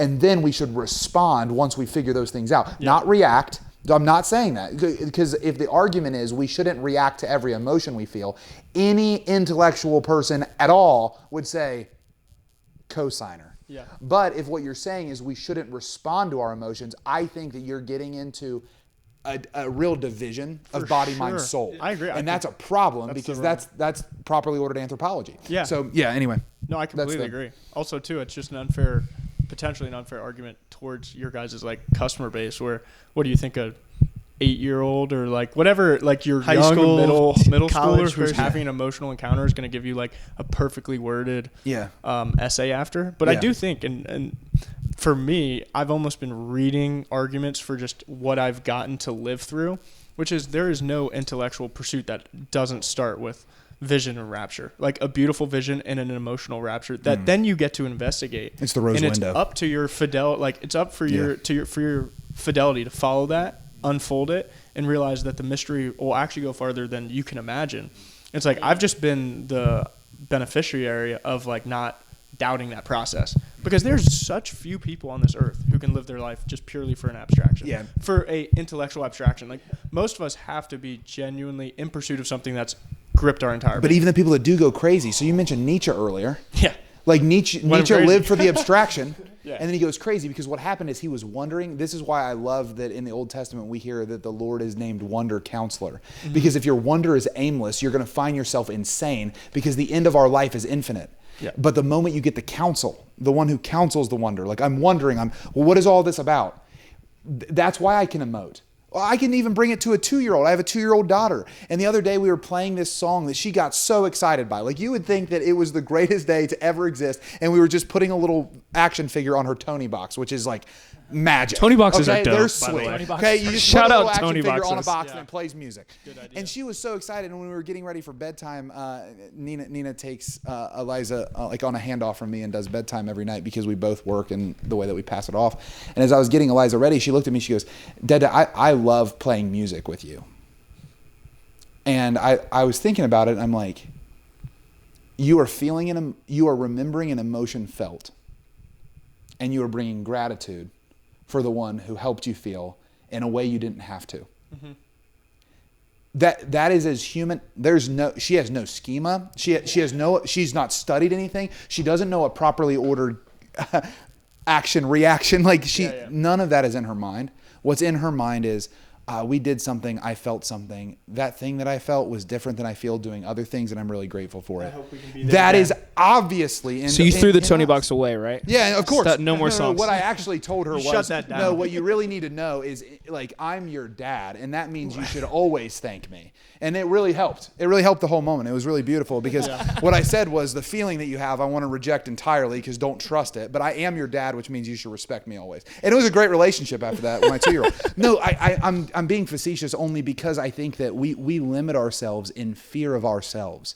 And now that's where we can really talk about something, is because I think the reason that we want to limit other people is because we ultimately want to limit us because we don't trust ourselves. I think that's the thing, is if I can look at Harrison and say, stop talking about pushing so hard because I don't want to push that hard. And so I'm going to call what you're doing vice. Yeah. And the reason I can do that is because I become the virtue, right? And you become the vice. So now I create an objective principle on something that is simply a preference of mine, and probably even a vice-filled preference of mine, where I want to limit you so that I don't feel as limited. Yeah. Now put the now source the church documents, and then you'll be good. Yeah. No, I do think that's right, because again, and all I want to bring it to is, I just think, I mean, I feel like my roads always lead here, but the moment that I declare a principle over something that's a preference, or even something over someone where it's a walk that I'm walking, are there seasons in my life where I have to be a little more skeptical of my emotions? Of course. I stepped off of an outpouring stage and had a phone call a few years ago where an uncle of mine had overdosed. And my emotions, like, following that, like in the next couple weeks, because Nina and I were still trying for a little one at the time, there was just a lot going on. And I would go to the Lord a lot and be like, I'm not going to sit in feeling this right now, because I don't know where truth is at right now. Yep. Okay. Like, so I get that there's a discipline to that, but then there's other seasons like that night with Eliza where I'm like, I'm just going to feel every second of this. And so again, know yourself, self-awareness, self-acceptance, self-possession, self-care. Yeah. I actually think the thing people get most messed up with is putting some human interpretation of time on a walk with the Holy Spirit. It's like, and not to bring this back to the Damascus moment, and I've never really heard like such a obsession with emotions. I've read a number of books on emotions, and they're always like data points to interpret, but obviously never to like over interpret. But like with the Holy Spirit, I had a moment this Easter where I was crying pretty hard in Mass, and I was with 2 of the people who are coming with us to Easter, and they're like, "Did someone die?" And I'm like, "No, don't worry about it. Yes. Like, nothing happened." He did. Don't even know. I don't. Well, good point. I was like, I actually don't even know what's really going on. But there's something about letting the Holy Spirit work, where it's like, if you have a really emotional touch point, there's this like a memory minus its emotion is wisdom. But like a moment with emotion is a memory, like a really powerful touch point to go back to, where it's like, if you're the people, and that's what Henry and we always viewed our role was in the lacrosse world, which is, I have to make sure when you come, like, you feel something big. Like, this is an emotional touch point where you want to return here. It marks you forever, where it's like the emotion, if you're the person who is just like blazing fire at people, that is your role. People can always point at you of like, all you do is gas people up and tell them that they can be great. Like, that's what people used to tell Henry and I, which is for lacrosse, we tell everybody you can be great. You can be great. How much are you going to how willing are you to sacrifice? It has to come through on that. But like, if you hear me every day tell people that you can be great, you're going to levy an argument. Like, all you do is gas people up and tell them that they can be great and that they can achieve their wildest dreams. It's like, that's for that touch point. Like, let the Holy Spirit work. Time. Like, if you try to put a lens on, oh, well, you were like sobbing here, and print your thought script out. That thought script cannot be relied upon. And like, you're right. I'm walking hand in hand with the Holy Spirit. Why are you judging like this moment? It's not life or death for me, nor is it even like a pivotal point in the chapter. I'm still walking. Like, we're still going. And so, yeah, I've never really heard the over-emotionalized like argument against faith or for impacting somebody's life, because You're like, you need that moment of rapture. Then you need the sands to settle. And then you need, of course, the follow through and the walkthrough. And can there be a manipulate? I mean, to a degree, people can levy that, of course, at Henry and I, and everything. Like every time you inspire someone to do anything. Like the whole life trajectory is, hey, I'm over on this third rail. I'm literally trying to yank your ass over here. I believe I'm like on the vein of reality over here. I will constantly reinterpret, and I'll get myself more tethered if I feel like I'm off. But I don't like when people misconstrue every single human interaction as a manipulation or a impure intention. It's like, I guarantee you guys, everybody. I mean, we started this podcast with prayer. If you start in prayer, like, let the Holy Spirit work and get out of the way, and don't post-hoc condemn yourself. Yes. And be like, man, I've done that to myself so many times, which is like, this is why I wouldn't pray for someone, because I never knew if I was implementing something that I was predicting to be prophetic, or I'm still challenged with that, because I see what we do is, if we injected a moment of prayer for someone at our academy and stuff, like, it would be so powerful. But at the same time, I don't think I have a good tether on like public prayer for someone yet. Like, I don't feel mature enough in my prayer life to do that, even though I feel like I try to spend all day in prayer. And so there is that walk with manipulation, but also it's inspiration. So and tough. we all have the prophetic gift. That's what I've like believed the most when we're telling someone, hey, you have something special, you can be great. That's the prophetic gift, seeing gifts in someone that like the spark of divinity in them, can be potentialized. It's just so important. Yeah, and unfortunately, I think a lot of what you guys are sharing is founded in people that are just navel gazers, right? It's like you've got nothing better to do than just like look at the church and see how it can be better, because you're just hyper fixated on doing things by the book. Like, it's a legalism in a lot of ways. So I think like do we always to the point earlier, like, dance on a knife's edge? Absolutely. We don't, but we also live in a world we don't have to get that worried about getting cut up, like, because we belong to a healer, right? There's a gift there of like, okay, if I tread a little too far over here, I can always come back to the floor. And I think that's like, I think the biggest thing that I just want to speak to, because I kind of pushed a little bit against what you guys were saying, is like, a lot of that's just based in fear, navel gazing, and I don't think it has a really healthy place to belong in the church either way, right? Should we be of right judgment and sound reason and pray for gifts of knowledge and discernment? Absolutely. But I don't think it should. We should be able to course correct, not live in fear of. Yeah, you know what's been interesting to me, and I wonder what you guys think about this, Henry and Harrison, because I see you guys live antithetical to this, but I do think that the biggest downfall of the men in our generation, it's not going to be that we started a bunch of things and failed. It's going to be that we feared so much that we failed to start anything. Oh yeah. And that goes to exactly what you were saying, Sam, I think the downfall won't be that we started a million things and they all failed and we learned lessons from them. It'll rather be that we were so afraid to start because we would mess it up that we never started in the first place. Yeah. And again, I go to the Eliza thing. I've told Sam and Noah this, and I may have said this on the last podcast. I'm losing track, but just like basketball with Eliza, like, I'm so excited for her to play basketball because she's 2 years old. She has no idea what she's doing. We're on a Tykes rim, but it's this reality where I want you to be so comfortable, like failing at this. over and over. Because if I looked at you and said, don't shoot a jumper until you understand that you have to support with your offhand and your other hand needs to be under it with a proper angle of your elbow, it's like she'll never shoot a basketball in her life. Yeah. And so I wonder, because you live antithetically to that, because even the last time we were on, you were like, we were doing donuts and then this, and then we decided we weren't going to do that anymore, and then I wonder if you guys agree with that, and then just 100%. you can think it through. In the past, in business, the moat used to be access to capital, which access to capital is super important. I mean, raising money is insanely important. But now with AI and, direct to consumer, so many shipping things, the moat is just action. Yeah. Exactly. Your moat against competition is action. And yet it's lower than any other time. The payment to entry is so low. Anyone can start anything. Anyone can launch a website. Anyone can build whatever. So now the moat is who's going to And follow being through great. all the way till the end Yeah, and be who's going to great. be truly great. And that's And it's where going to be great.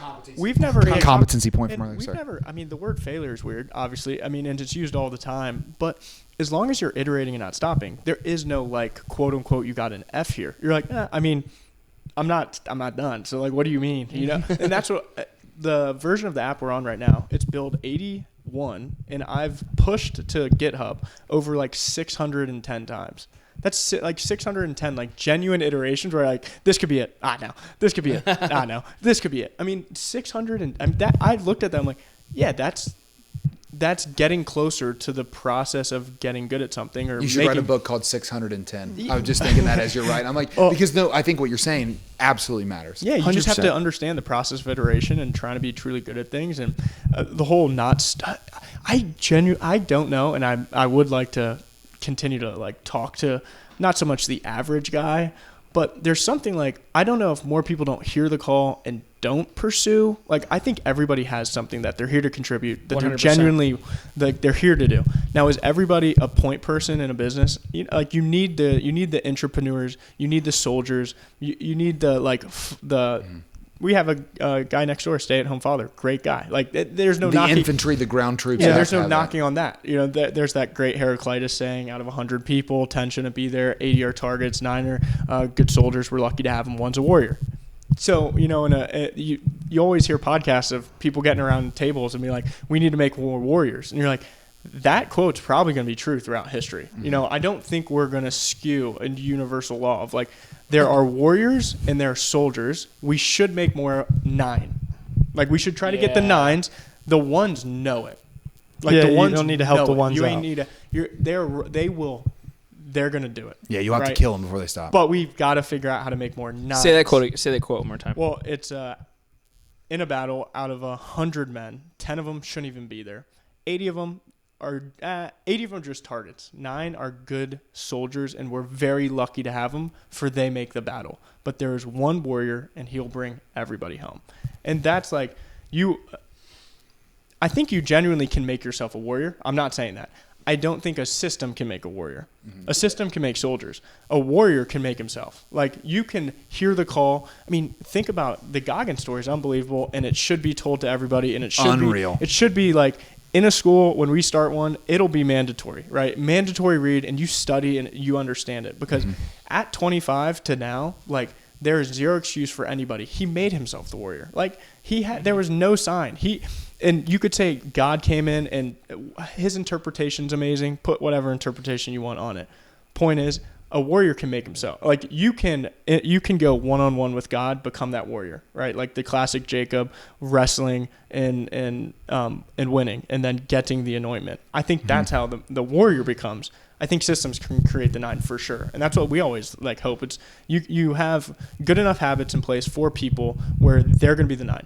They're not going to be the 10 that shouldn't even be there, and they're not even going to just be targets. Like, we got to get, if I'm thinking about John Mullen and anybody who's like equipping men and working with men, it's like, we got to make the 9. We got to get people that, if people shouldn't be there, okay. I mean, that's the reality of business. Not everyone's your customer. There's some people who it's not their time yet, and you've got to save everybody to a degree, but everybody's in God's hands. I mean, it's a tough like pill to swallow at times, but if you can just genuinely work on, how do I equip someone to, there's someone we're lucky to have, like, because that's the 9 are good soldiers, and we're lucky to have them, for they will make the battle. But then there's 1, and the 1 makes them, like, genuinely, I think the 1 is just in a conversation with the Lord, and like, you're in full pursuit. And Henry and I are blessed because we have each other. You know, I was thinking on the way up, like, what would it be if we didn't have each other? And because we were very, through college, our ability to handle like peer pressure, I don't know if it would have been even through high school. I don't know if it would have been possible without knowing at least I have someone who, without a question, will still be there. You had a won't pillar be to lean on. out of the tribe. Like, I'm not completely out of the tribe. I know at the end of the day, like, I can screw all these people. Like, all these people go screw off, because I know I got somebody. So we do have an unfair advantage, and it gets back to the saying of like, that's why at the end of the day, I'm literally like, I have to empty the tank while I have my, like, I know I have to empty the tank. Like, I'm not going to bobble this. We know we're very dead set on we cannot bobble this. But for what I'm thinking, it's like, I won't be able to walk someone hand in hand to be the warrior. I hope someone watching us says, damn, I want to go on that pursuit as well. But I can tell you, we're going to make some savages. Like we will make sure the people with us will be the people that like we're super lucky to have. And that's like the great mission. Yeah. And that's a fun mission. Like that's all we do.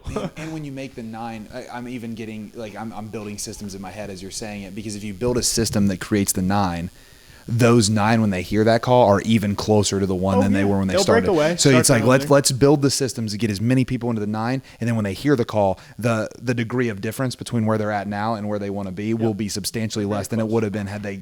And again, we want to honor the Goggins call, but like you would have already been like, hey, For sure. these 3 quarter turns, and now we're after something great. Yeah. That's amazing. Yeah, I think if anyone is ever worried about, man, I just don't think I have the time to spend it reading the church documents, how about you just let your standard deviation of where you started to where you currently are be what you know? Like, that's what I know. I know how far I've came from where I started. That's all I need to know.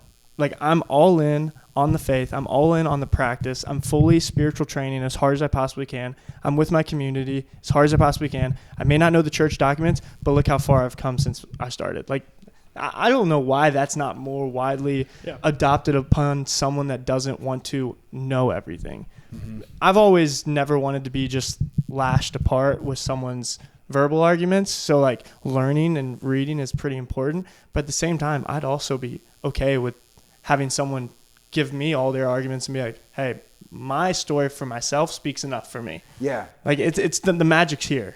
Look at it. Mm-hmm. The magic's right here in front of you. Mm-hmm.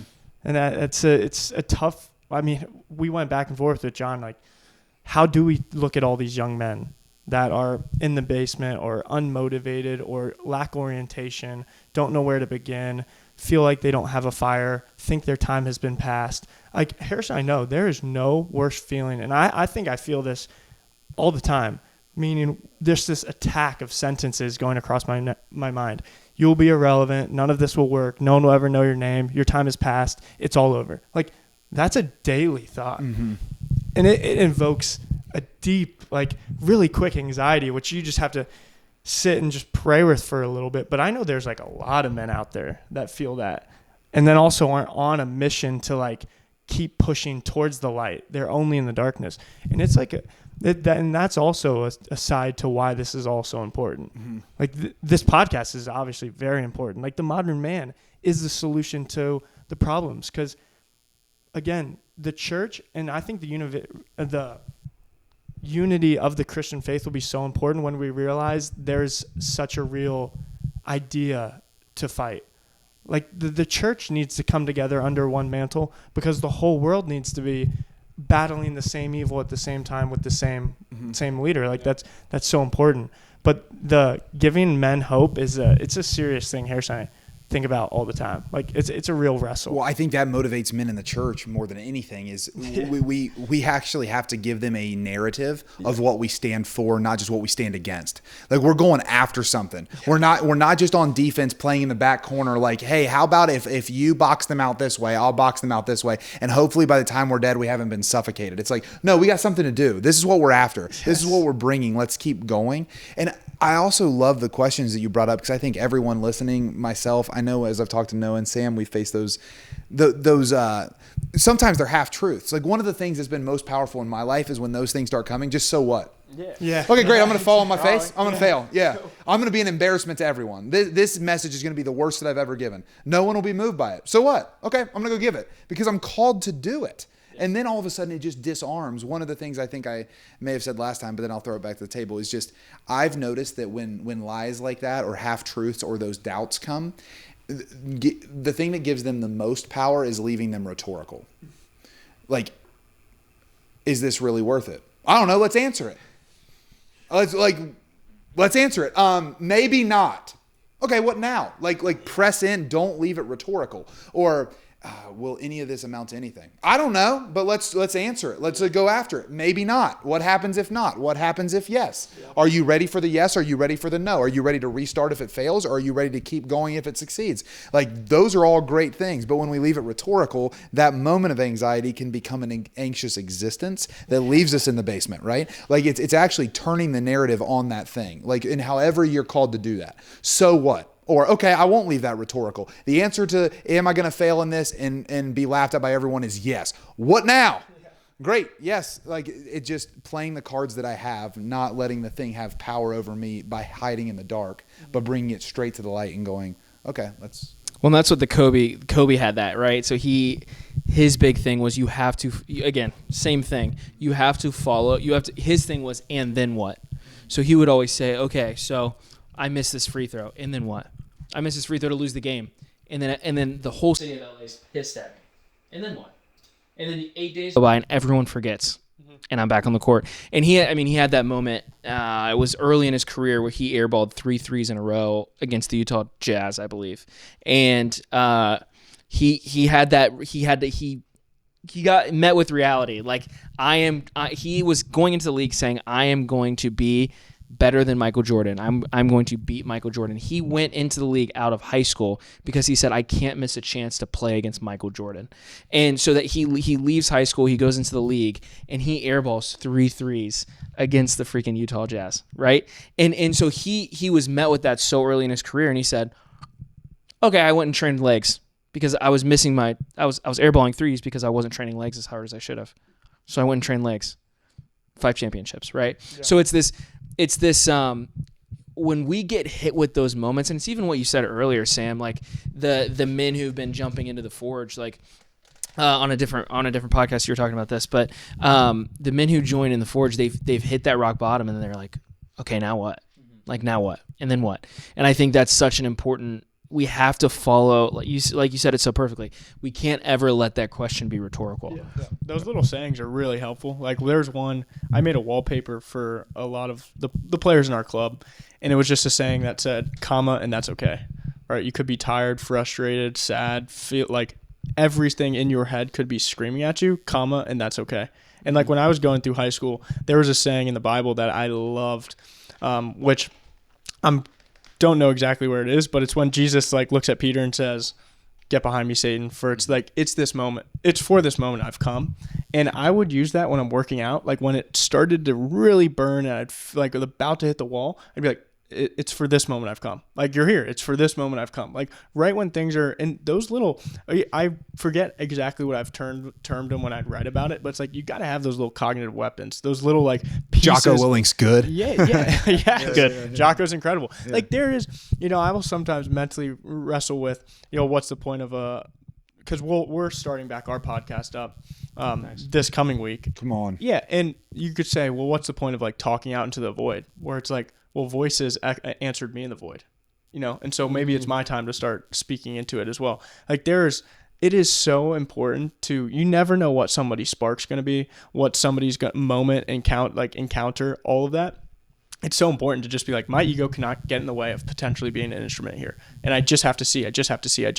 Like, play time out. Stop trying to predict everything of how things are going to eventually like causally happen. And once you're in that mode, you're hampering yourself. Like, the Holy Spirit has always worked in ways that are way more magical than we can predict. It doesn't mean we don't have a vision and orientation and aim and like a clear goal, but as long as I have a compelling vision, the details are going to work themselves out, like, or they won't. And you get back to that and it's going to be fine. Like, I'm going to figure it out. The next door will open. Someone will come into my life. An insight will happen. A book will fall into my lap that needs to equip me for the next chapter. Like, there's always those. And we used to say we're delusionally optimistic. I'm more of like, I just don't see the point in being pessimistic. That's right. Like, I'm pretty realistic, but the moment where you're like, okay, I have a past, doesn't matter, behind me, but I have a vision that I'm being informed by. Like, there's this great line, you're being informed by where you think you're going. Okay, so I need to superimpose heaven onto earth right now. Like, I need to think, what would happen if God did something amazing through me? And I need to imagine that. Like, I used to ask, this isn't like a good first date question, but it kind of is, which is like, I always ask someone, what's one line in the Bible that you genuinely wish you believed? And I always think there's the great one is like John or I'm going to like anything you ask in my name, I will do for you. I'm going to the Father, for you will do greater works than I. Like I've butchered that to a massive degree, but you've got the point. Like that one, right? Are you serious? Yeah. Are you serious? Like if you believe that, are you like? Do you let her get do you let the girl get food before that question? No, or that's you like genuinely one of my first early That's questions. when we start reading the appetizer list. That one Well, comes. I actually want because I think that's a good thing to put out because people are so light with their Christian belief. Where it's like, dude, there's things in this Bible that are crazy. I mean, if you believed it, I mean, I'm struggling Like with the it. resurrection, for example. It's like if you believe that, how would that change everything? Well, let's put the like metaphysical, like how our souls are saved aside. Like, let's just talk about what we're doing in the future. Where it's like the what exhortative part. what he says we can do. Yeah. Like, that would be crazy if we believed that. Like, I love performance psych, high performance practice, the habits, all of that. Like, but when you just get right down to what he said we're supposed to be able to do, you're like, damn, like, I'm so underperforming, and I'm limiting him. I'm not limiting me. And That's how much of that can I see? Because what I was when you said what was yours and not, and that's okay. and that's okay. Comma, that's okay. Or get good or whatever. Because the end's infinite anyway. Yeah. So like the thing that I'm going, like we weren't made to arrive. Yeah. So the excitement, the reason you can stay optimistic is how much of that can I pull here? Yeah. How much of that verse can I actually see lived out in my life? Like, I will see greater things. Like, what will that look like? Let's try that. I won't see all of it. Well, because it's infinite anyway. But that doesn't lead me to pessimism where what's any of it worth? It's like, no. Yeah. It's worth everything. It's just the end isn't actually the end. And we all know that. Every time you've come to something you set as a goal in your life, you're like, this is cute for 30 minutes. And then what next? Because again, the ever evasive tomorrow might not just be because we're trying to remedy ourselves with time and space. The ever evasive tomorrow might be because the one that we're seeking is inexhaustible, and the amount that he's willing to allow me to bring from his side to mine, man, that's where life gets good. That's where the gas pedal matters. That's where our impact matters. Yeah, it's the like, what's the best time to invest in the market? Today, right? It's not timing the market, it's time in the market. It's the same. And I think that's so important just because there are so many people.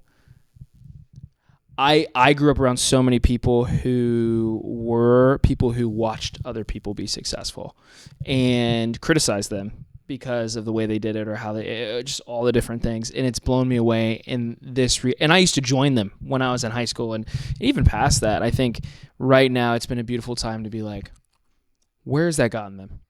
Yeah. Nowhere, right? And it's only worth this life is only worth it if you do something about it. Mm-hmm. I think and this was what kind of flipped the switch for us. And we were talking about this with John, where it's like the first realization you have to have is like, if this was an idea, this was an idea, this was an idea. And so it's like, why would us Catholic men not say we should form the future? You know, and that's what we were talking with John and trying to kind of reinvent, not reinvent the arena. We were just genuinely brainstorming of like, we have to get out of the men's group concept and get into like the diaspora. Like whatever you want to point to the Jews or Jewish people, they crush it.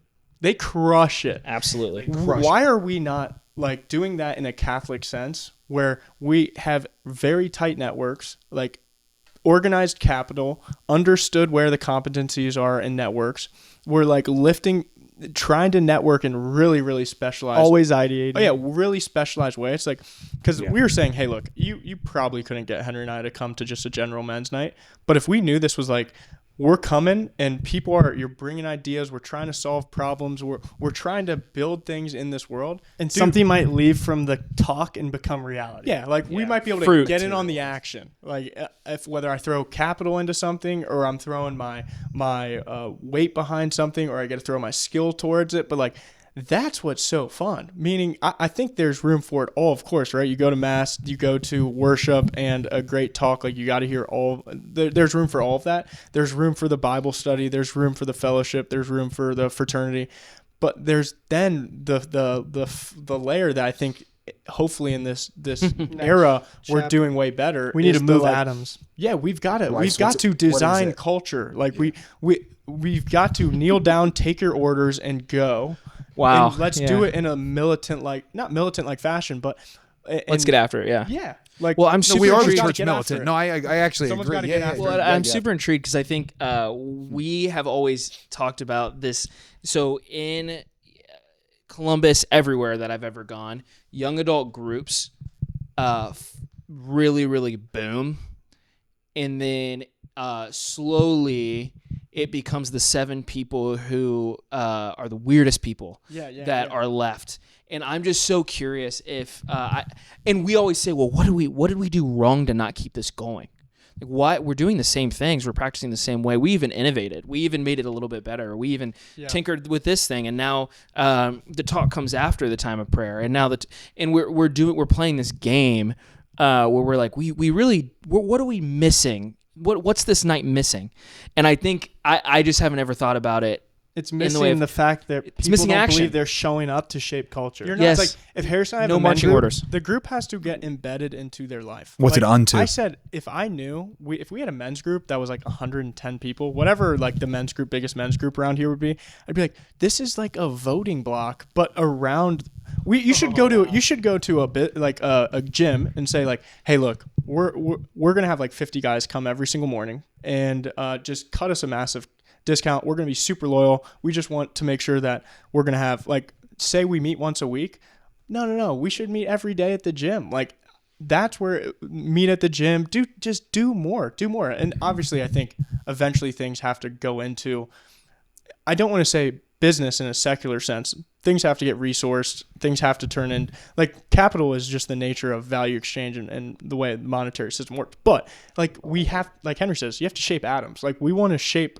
Eventually, I think a group has to come together and be like, yo, let's try to shape the world. And if that means you're going to go get a Smoothie King and start like what you think would be an acai bowl and shop and kill it here, like let's throw our weight behind this and just kill it. Mobilize. I'm with right, you. right. Yeah, it's all those little things. And makes that's, sense. I don't think that's secularizing a religious moment or a movement. You're like, dude, I think that's what we're actually here to do. I mean, and it's funny because we trust that in a ministry way, but we don't trust it when it turns business. I think like we work all 3 of us work for a ministry, and what we do is we say everyone needs this. We need to go to every state and have a summer camp. But then when it becomes business, it's pride. It's like, oh, it's pride. Well, it's prideful if we want to throw our money behind this and really blow it up. It's like, no. We believe we have. So, and I think I've been wrestling with this a lot because I've seen a good amount of my friends step out and start business, and there's almost been a judgment and pride around they didn't give themselves to the ultimate call. But when I have conversations with them, they're like, no, that's precisely the reason I left, because I'm giving myself to the ultimate call. I am trying to be able to get enough capital to change generations to actually bring this faith because I believe it so much. And I think that's the unique thing I think I see right now is there's a real turning point. And there's a woman, actually, she's from your neck of the woods, that I was on the phone with her before a little silent retreat I just took, and she just has a real voice to understand. She meets with a lot of Fortune 500 companies, and they'll pay her a lot of money for a session to kind of speak directionally into where she's seeing their company needs to go. And she just shared, she's like, the church right now is really shifting. Like there is a legitimate shift that is happening within the body of Christ where we have to take what we are learning and bring it into the business sector in a real tangible way in order to legitimately shape culture to save the world. And it was really unique just hearing her say it, because it was just this directional thing of like, no, I could take that and be like, well, that's any time in the world, right? And that's probably a little true. But I think we are at a real turning point where it's like, no. Mobilization has to happen in a way that's way different than we've done it before, in a really strong, tangible, pungent way. For sure. Well, I think back when you're saying that, I was thinking about Paul's call. Like it's really intriguing that Paul, a Pharisee who is converted after he goes and has this transformation of heart, he actually goes to the Gentiles. It's a really crazy move, actually, and I've been reflecting on it some of how uncomfortable am I willing to make myself in environments because I know that Jesus is real, and do I just go to my natural proclivity or do I actually get out and kind of expand my horizons? But when you were saying that, Noah, I had never thought about it like this before, but I was thinking, sometimes I think we can misunderstand that, well, Paul was doing that in the ministry sense. It's like, yeah, but if we just consider our whole life ministry, like I love Jesus, everything I do is unto him, like it might actually make sense for some of the greatest evangelists and things to actually go. Like, let's get you in the legal space. Let's get you as a professor at a university. Let's get you starting businesses in capital. Because again, I don't even know if I could create the short list, but it'd be what? Capital, influence, and the something 7 else. mountains. Like, yeah, you would exactly. You would figure out, here are the different arenas. It's really, really intriguing. Yeah, I think it's the conversation men need to be having of like, how can we turn these ideas into reality and these conversations actually move mountains and not just make us feel good that we came here. Yeah. Because You have your faith thing. there can't be. No, this is so good because I'm sitting here and like, just to paint the picture. So, pregnant with one child coming, 2-year-old, unmarried, no kids. I'm sitting here as a tired ass, married 6 years, 3 kids, and I'm like, what the hell are you talking about? And so I'm like, this is great, but I'm thinking of the guys who I know listen to this show that are 58 years old or like 31 years old with 3 kids, and like, dude, I can't even get like one night a week with my wife. Like, what are you? How am I supposed to do what you're talking about right now? So I think in the time we have left, I just want to kind of maybe synthesize this for the guys who are maybe feeling like me of like. Yeah, it's good. Like, this is great and ethereal, and it's awesome for the dudes that are unmarried or like have super energy. But when you're drained by like putting kids to bed and cleaning up the house, and it's 8 p.m. and you haven't even talked to your wife today, where do you go from here? Yeah. Is some of that? Yeah, no. I was only gonna like try to like chisel that down. I think it's also like how do these concepts fit down into the different niches or experiences. So like, here's the concepts, here's how they're working in your life, my life. Yeah. But I would say to that, like, well, I have no advice for that. I only have to like, granted, I know Henry and I's season is very unique. Now I look at my parents and I feel the energy they get from us. Like, we have dinner with them every Friday, every Sunday. We've impacted their life in a way that's just pure through osmosis. But also through like genuine poking and prodding, like to the person who's had a rough day. It's like, but have you optimized every part of your life? Are you scrolling on social media? Like, are you wasting your brain away on news? Are you watching Fox News? There's so many things in that boomer generation that I don't want to say this to get enemies on the other side of a camera that's listening to me, but also like we go after our parents every single Friday and Saturday. The more I learn about that boomer generation, the more I'm like, we're here, like, we have a war on our hand. Like, and war is a massive term. We're not going to World War II. We're not in Vietnam. I know all that.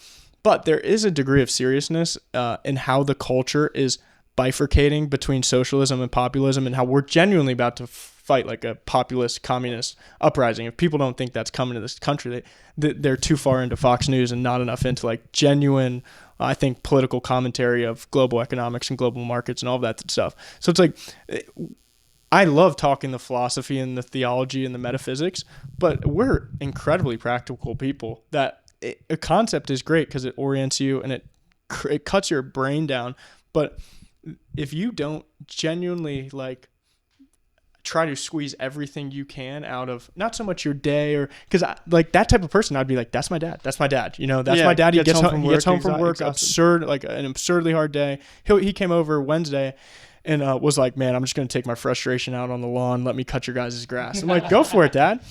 You know, but there's so many points where if I was walking one-on-one with my dad, I'd be like, hey, let's audit this. Let's adjust this. But that generation is, of course, there's a little bit like set in their ways where it's like, I might also just be speaking to the vertical of dudes who are from 35 to 40 to 18, like 16. I mean, if you get that medium right there, you move the world. Like I genuinely, like, we got impact. I mean, my life changed at 16. This has been a decade of building, a genuine decade of like iteration and pursuit and tons of mistakes and pain and back here. I mean, it's all birthed through the fire of pain. But you're like, at some point, you're actually speaking to one vertical, similar to like what we'll say is, I know everyone's not our customer. Not everyone wants to be great. Not everyone's going to make this choice. But if you want to, we've got something for you. Same thing. I also think whatever you're pursuing, whatever age, the call is just only to complete your sanctification process. So I think Harrison and I are called to walk through the fire currently to complete a sanctification process. I would tell our dad and our mom, their closing of the loop is to complete a sanctification process in their own life. So like the older generation, I'm not saying they've left us with problems, but we've got problems to solve. Yeah. So we're going to do it.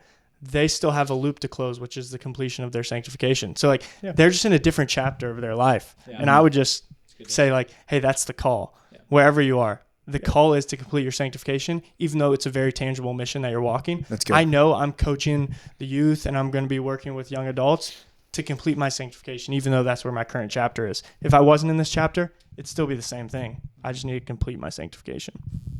Yeah, knowing the vertical you're talking to, though, is so important. Because if we were to say, hey, let's speak this whole entire 2 hours to 45 to 50-year-olds, I'd be like, I would probably say a few different. I would obviously say a few different things, but when I know I'm trying to man, there might be a 16-year-old I could wake up and I'm going to speak the hardest word. No, I at think some point you've got to just let what ripped you open. Yeah, you just let it fly. Let it fly. And there's always this great. You mentioned the horseshoe. There's this great concept where, you anchor it with, of course, Jesus. You're like, well, it's all the Lord, it's all God, it's all the Holy Spirit, and that's what's leading me. And then you can have a conversation that's just so much theology and philosophy and high performance habits, and then someone hits you with like an undercut and you're like, but what about Jesus? Yeah, like, bro, we started there and I know that, and it always comes back to that, but there's a few things that optimize this pursuit, and so there's like that both sides of the aisle that you're always playing, and there's two sides of the coin, and you got the yin yang, and that's like in my most recent studies, a very interesting audit of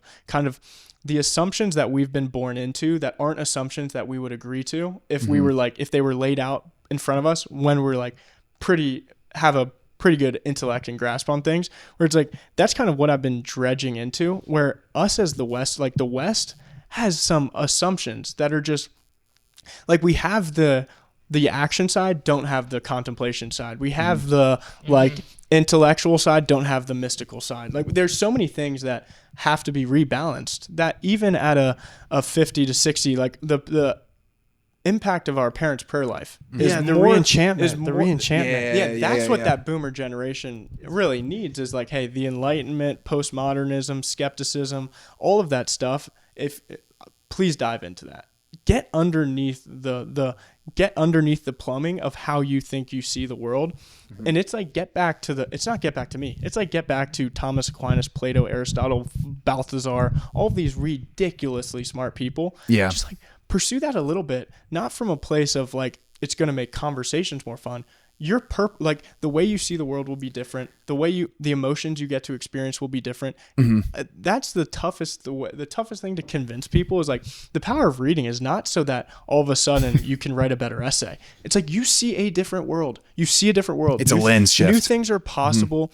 I mean, it's impossible. I can't tell you about it. You have to experience. It's the same thing of like really great dishes. I cannot tell you about a really great clementine after you've finished a marathon. Like, that'll hit you so hard that fruit will be spiritual. Yeah. And you have to put yourself in that moment and go see, wow, okay, when the world is re-enchanted and I re-sacralize kind of what I do from sun up to sundown. I just don't get the whole, like, there's different parts of my life and I only think about religion on this day, and I have to drag myself and my loved ones on this day.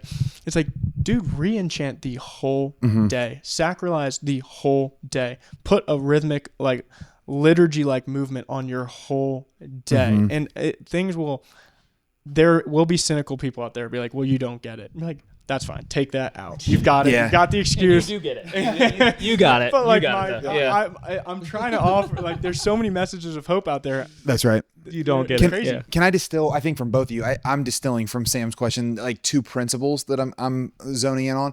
One is maximize, the other is harmonize. So if you are in that space where you have lived that like day where you're exhausted, you're like, how could I add more? It's like, well, don't add more. maximize what you already have. So think about, hey, here's what I did today. Man, I missed this part. Tomorrow, let me be 1% better. Like, let me show up differently to my wife tomorrow. Let me wake up and be more attentive to my kid whenever I'm changing them in the morning. This maximize the moments in our life, because then that will create gaps where we can then harmonize. And what I was hearing in that kind of final part was this harmonizing that happens when I think to myself, man, am I spending all this time obsessed with my body, but am I training my intellect? And I'm spending all this time in reading and podcasts, but have I exercised in the last 2 months? And I'm spending all of this time in just the mundane everyday tasks. Have I actually harmonized and not just allowing my life to lead me, but leading my life? Like, where there are going to be responsibilities that I just have to do. Got to take the trash out because it's Friday morning, like whatever the thing is.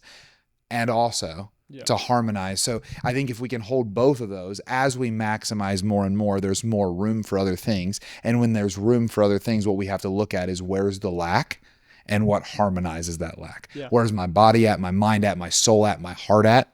And how do I get that back in alignment? I don't know. I think that could be a way to distill it down into the more practical, like, how am I maximizing my life on a subjective level? Because that's going to be different for, I don't know where all the cameras are, but for anyone listening.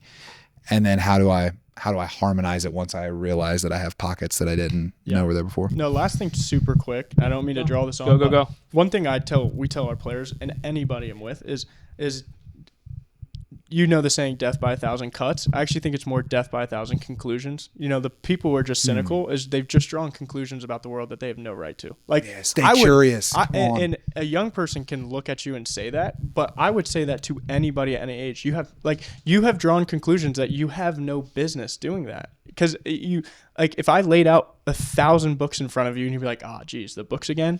What do you? Yes. Because it's going to bring chaos. It's going to break you mentioned your yin brain. and yang. It's chaos and order. You've 100%. created an artificial order, and these books are going to bring chaos to it, and then you're going to feel unstable until you actually find that there's real order and real chaos. You're going to realize you've drawn such a small box around your life, and there you can just get shattered. So throw yourself into some arguments, but also, so death by 1,000 conclusions I think is great, because that boomer, like anybody as they get older, they're just like trapped in conclusions. You got to get back to wonderment, the classic. But then the other one is I love, which is master the mundane. Like, you have a morning every day. Make that thing a masterpiece. You go to bed every day. Make that a master. Like, Jordan there's Peterson so says that we are the things we do every day. Yes. You're not that one Master vacation you mundane is take from him. Yeah. And so there's those moments where it's like, if you don't make the whole day like, if you're not set out to make the classic masterpiece work in progress, my whole day I'm trying to artfully do everything. You're like, dude, then do you think you're coming back? That's always my thing. Like, do you think you get another shot at this? I can't grasp and lack of urgency is not a good one, because there's plenty of times, Harrison, I laid on the couch for 2 hours today. I knew I needed to just I needed to just stare at I know. I had to stare at the ceiling and just like let things process. So there's an equal leisure and rest can be harmonized into our lives. Aggression and patience is so important, but the palms up, I never understand that. It's like there's so much you can be hunting for, be curious for. Yeah. And that's the life force. Driven or Dead was the very first bracelet we ever made for our players. You're driven or dead. It's true. That's all you got. That's all you got. You guys are freaking machines. Thank you guys for coming out and for doing this with us. Honestly, it's always the best. We were all pushing tonight. That was good. Come on. Yeah. It's one of it's when we do this, I feel so selfish because I just sit here and I'm like, this is freaking awesome. This is really just for me, I think. So, no, it's for the world. But put it out in the void, see what happens. Gives us life too. I mean, we love coming up here. So yeah, it's a gift. It's really a gift. Good. All right. Well, hey, this is Modern Man. We're pumped you guys tuned in and continue to. We're gonna have more content like this. We're probably just gonna do Schertzingers, the biopic. Biopic. We're just gonna do like 12-part series, 4 hours a piece. Yeah. No, I'm kidding. We'll But have to do this once in Cincinnati too. We got a lot of things. Yeah. Long runway ahead. Totally. It's good. Good stuff. Thank you guys. Yeah, thanks guys.